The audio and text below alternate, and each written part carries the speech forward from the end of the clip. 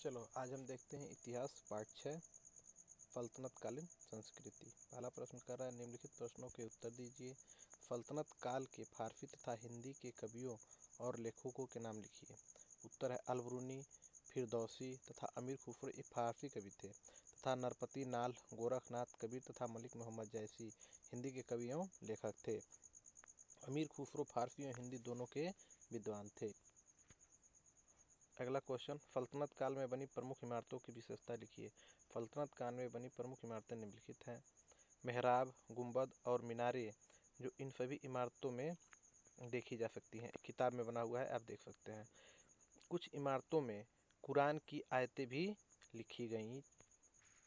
अगला क्वेश्चन, सूफी मत की शिक्षाओं का वर्णन कीजिए। सूफी एकेश्वरवादी थे।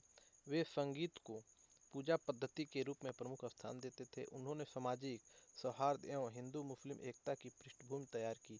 उस काल के प्रमुख सूफी संत ख्वाजा मोइनुद्दीन चिश्ती तथा निजामुद्दीन औलिया थे। भक्ति काल के प्रमुख संतों के नाम लिखिए। भक्ति काल के कुछ प्रमुख संतों के नाम हैं। कबीरदास हैं, चैतन्य महाप्रभु हैं, गुरु नानक हैं, दादू हैं, रैदास हैं, तुकाराम हैं, रामानंद हैं, वल्लभाचार्य हैं, मीराबाई हैं इत्यादि लोग हैं। अगला क्वेश्चन कह रहा है सल्तनत काल में उद्योग एवं व्यापार पर संक्षिप्त टिप्पणी लिखिए। सल्तनत काल में व्यापार का विकास आरंभ हुआ, जिससे शहर एवं शहरी जीवन का विकास हुआ। उस समय बंगाल एवं गुजरात के शहर कपड़े उद्योग एवं सोने चांदी के काम के लिए प्रसिद्ध थे। बंगाल के ढाका, जो बांग्लादेश हो गया है, एक सोना गांव मलमल एवं कच्चे रेशम के लिए विख्यात थे। 13वीं-14वीं शताब्दी में वस्त्रों के निर्माण की तकनीकी मुसलमानों द्वारा भारत में लाए जाने वाले चरखे से हुआ था। इसका चलन आरंभ होने से वस्त्रों के उत्पाद में महत्वपूर्ण सुधार हुआ। उस काल में भारतीय वस्त्र चीन को निर्यात किए जाते थे। अंतर्राष्ट्रीय व्यापार इस काल में जल एवं थल मार्ग के माध्यम से किया जाता था। भारत से चर्म एवं धातु से बनी वस्तुओं को फारसी डिजाइन वाले गलीचे निर्यात होते थे। पश्चिमी एशिया से भारत में उच्च कोटि के कपड़े, घोड़े, कांच के बर्तन, बहुमूल्य धातुएं तथा चीन से कच्चा रेशम और चीनी मिट्टी के बर्तन का आयात होता था। बहुत इंपॉर्टेंट क्वेश्चन, सल्तनत काल में कहाँ की तलवारें प्रसिद्ध थी? तो सल्तनत काल में फरोच तलवारें बनारस और सौराष्ट्र में बनती थी, वहीं की प्रसिद्ध थी। सल्तनत कालीन प्रशासन का वर्णन कीजिए। सल्तनत काल में सुल्तान का स्थान सर्वाधिक महत्वपूर्ण था। सारी राजनीतिक, कानूनी एवं सैनिक सत्ता उसी में निहित थी। वह राज्य की सुरक्षा और व्यवस्था के लिए जिम्मेदार था। सुल्तान ही सेना का प्रधान होता था। कानून और न्याय की व्यवस्था करना भी उसी का दायित्व था। इस कार्य के लिए वह न्यायाधीशों की नियुक्ति करता था।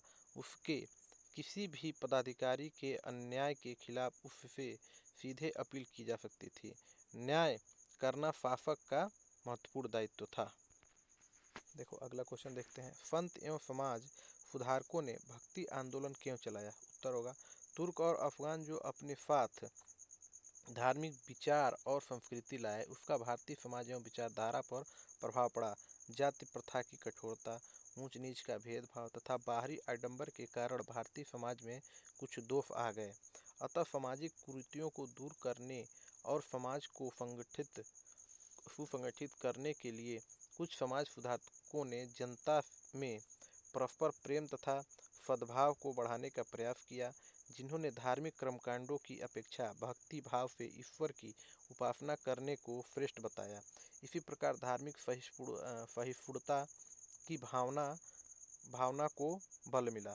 संतों एवं समाज सुधारकों द्वारा चलाया गया इस प्रकार का आंदोलन भक्ति आंदोलन के नाम से प्रसिद्ध हुआ। इन भक्त संतों में कबीर, चैतन्य महाप्रभु, गुरु नानक, दादू, रैदास, तुकाराम, रामानंद, वल्लभाचार्य, मीराबाई आदि प्रसिद्ध हुए। अगला क्वेश्चन, दिल्ली सल्तनत में सुल्तान का स्थान सर्वाधिक महत्वपूर्ण था, क्यों? उत्तर होगा दिल्ली सल्तनत का प्रारंभ 1206 ईस्वी में तथा अंत 1556 ईस्वी में हुआ। इस प्रकार भारत में सुल्तानों ने लगभग 300 वर्षों तक शासन किया। सल्तनत काल में सुल्तान का स्थान सर्वाधिक महत्वपूर्ण था। सारी राजनीतिक, कानूनी, सैनिक सत्ता उसी में निहित थी। वह राज्य की सुरक्षा और व्यवस्था के लिए जिम्मेदार था। इस तरह वह प्रशासन के लिए भी जिम्मेदार था। सुल्तान ही सेना का प्रधान होता था। कानून और न्याय की व्यवस्था करना भी उसी का दायित्व था। इस कार्य के लिए वह न्यायाधीशों की नियुक्ति करता था। उसके किसी भी पदाधिकारी के अन्याय के खिलाफ उससे सीधे अपील की जा सकती थी। न्याय करना शासक का महत्वपूर्ण दायित्व था। अगला क्वेश्चन, निम्नलिखित वाक्य को सत्य अथवा असत्य बताना है। सल्तनत काल में सुल्तान को स्थान सबसे अधिक महत्वपूर्ण था। सत्य। युद्ध में सोना और धन की आवश्यकता नहीं होती है। असत्य। सुल्तान सेना का सबसे बड़ा अधिकारी होता था। सत्य। पद्मावत की रचना मलिक मोहम्मद जैसी ने किया है। बिल्कुल सत्य। सल्तनत काल में किसानों का जीवन स्तर बहुत ऊंचा था। सत्य। अगला क्वेश्चन है, टिप्पणी लिखना है। टाँका और जीतल पे लिखना है, इक़्तिदार पे लिखना है, मुकद्दम या चौधरी पे लिखना है। तो पहला है टाँका और जीतल। सल्तनत काल में दिल्ली में सुल्तानों द्वारा कई शाही कारखाने शुरू कराए गए थे। इन कारखानों में ही टाँके और तांबे के जीतल नामक मुद्राओं का निर्माण होता था। इसी के साथ सल्तनत काल में व्यापार का विकास शुरू हुआ, जिससे शहर और शहरी जीवन का और विकास हुआ। इक़्तिदार। सल्तनत काल में समस्त देश अनेक प्रांतों में विभक्त था। पहले इन्हें इक्ता और बाद में इन्हें विलायत कहा गया। प्रत्येक प्रांत का अधिकारी गवर्नर होता था, जो इक़्तिदार बाद में मुफ्ती या वली कहलाता था। उसे सुल्तान नियुक्त करता था। वह सुल्तान के प्रति उत्तरदायी होता था। वह प्रांत में कानून व्यवस्था बनाए रखता था। उसे सैन्य एवं प्रशासनिक योग्यता के आधार पर नियुक्त किया जाता था। उसके अधीन घुड़सवार, फौजी, दास्ते तथा पैदल सैनिक रहते थे। वह आपराधिक मामलों को विवादों में न्यायाधीश का कार्य करता था। वह कर संग्रह में सहायता प्रदान करता था। अगला है, मुकद्दम या चौधरी। सल्तनत काल में प्रत्येक सिख को परगनों में बांटा जाता था। गांव के समूह को परगना कहते थे। प्रशासनिक या सबसे छोटे इकाई गांव थी। गांव के मुखिया मुकद्दम या चौधरी कहलाता था। वह समस्त ग्रामीण प्रशासन के लिए उत्तरदायी था। भू राजस्व निर्धारण एवं वसूली के साथ राजस्व संबंधित सभी कागजात वह रखता था।